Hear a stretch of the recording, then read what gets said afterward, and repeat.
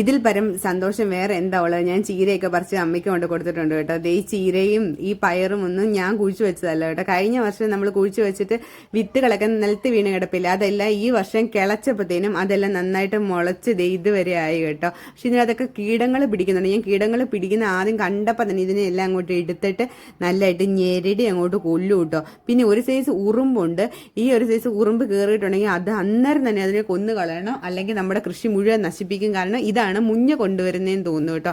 കാരണം ഇത് കുറേ നേരം ഇരുന്ന് കഴിയുമ്പോഴത്തേനും പിന്നെ മുഞ്ഞയൊക്കെ വന്ന് ഫുള്ള് പയറങ്ങ് ഡാമേജ് ആക്കി കളയും. അതിൻ്റെ നീര് മുഴുവൻ ഈ മുഞ്ഞ കുടിക്കും. അതുകൊണ്ട് തന്നെ ഉറുമ്പ് വരുമ്പോഴേ ഉറുമ്പിനെ എങ്ങനെയെങ്കിലും കൊന്നു കളയാൻ നോക്കുക. അതായത് ഡെയിലി പോയി നമ്മുടെ കൃഷിയെ ഒന്ന് തൊട്ട് തലോടി കൊടുത്താൽ മാത്രമേ ഉള്ളൂ ഇത്ര നല്ലതായിട്ട് ഫലങ്ങളൊക്കെ ഉണ്ടാകത്തുള്ളൂ കേട്ടോ. അതേ മുളകും ഉണ്ടായിട്ടുണ്ട്. ചീരത്തോരൻ വെക്കാനായിട്ട് മുളക് പുറത്ത് പോയി മേടിക്കേണ്ട ആവശ്യമൊന്നുമില്ല. പിന്നെ ഞാൻ ചീര കണ്ടിച്ചാട്ടോ എടുത്തത്, കാരണം പിന്നെ പൊട്ടി മുളയ്ക്കും.